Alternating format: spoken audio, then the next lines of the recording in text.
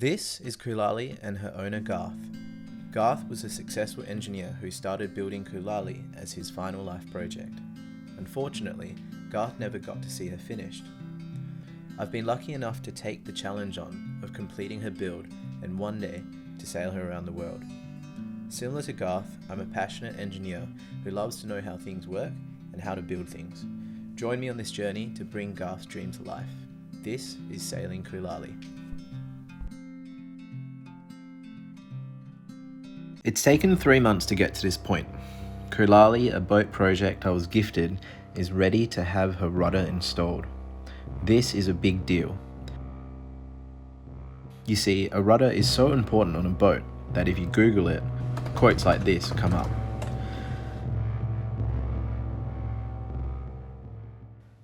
When I started working on Kulali, her rudder had a shaft that wasn't round. The diameter of this pipe, 89.4, and across this way, it's 88.9. And a rudder log that was a square. It wasn't that square either. I needed to fit something that wasn't really round into something that wasn't really square. It took 3 months to learn how to buy a lathe. Very exciting day. I've got my first lathe. Set up a lathe. Use a lathe. I've never turned anything in my life before. And also the diameter. After doing this, I designed and built 2 bearing blocks, 2 big bearings, made the bearing smaller. That was the bearing original, and this is the bearing that will fit. Made the bearing block smaller. Alright, that's it. All 4 sides done. Then made a tube. I also made the tube smaller. I made the bearing smaller again by putting it in a freezer with 5 dead rabbits. 4 dead rabbits in that. Fingers crossed. Then put the bearings into the bearing blocks. Then I made the square hole smaller. And finally, the bearing system was in the boat. Alright, that's the bearing in. Ready for the dry fit of the rudder. Now it was off to the shaft. I rounded the shaft by 3D printing a new tool I call a shaft rounder. After building up some huge muscles from it, the shaft was finally round. And the bearing system is in the boat. 2 worlds were about to collide, but there was one more hurdle in the way. That was Kulali herself. You see, Kulali sits on a 34-year-old rusted trailer. The rubber on her tyres are drier than the sun. But not only that, Kulali sits too low to the ground to let the rudder shaft slide in.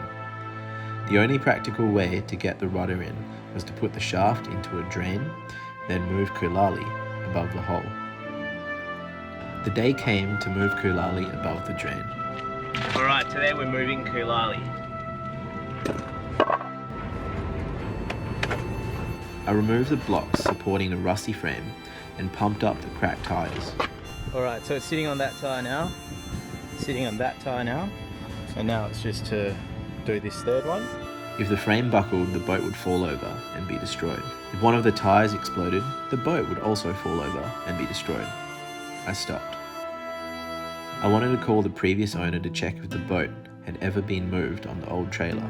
Basically, I was actually looking for the blessing of Garth's family to give rolling Kulali a shot with a high probability of destroying her.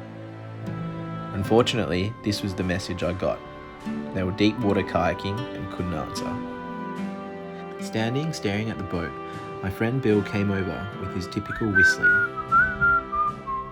I'd met Bill while working on Kulali on the weekends. Bill is a very talented mechanic running his own business called Mackin Services. He asked me if he wanted a hand and basically took over the whole operation. He told me to be careful inflating split rim truck tyres as they can explode, but he still proceeded to mount the tyres with his legs whilst filling it up with a pre-compressed air compressor. That's just the sort of guy Bill is. We attached my ute to Kulali and carefully moved her above the drain.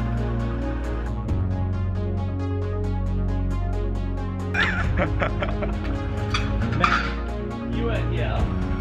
No way this would happen. Yummy!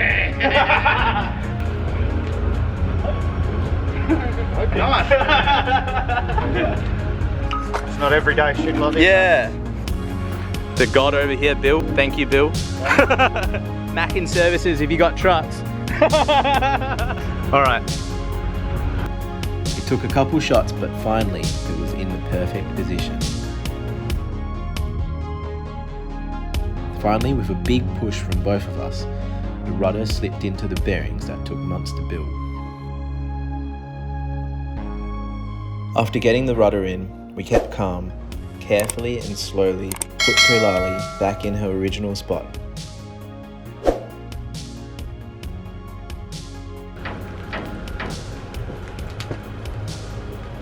Yep. There it is. That's the rudder. And that's the shaft protruding through. Thanks for watching this episode. I hope that you enjoyed it. It took a lot longer than normal to edit this one.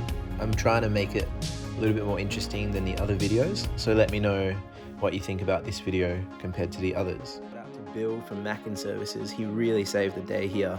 I can't say enough how much this guy is a legend, and if you have any trucks or any mobile equipment that needs servicing or fleet management, please hit up Bill.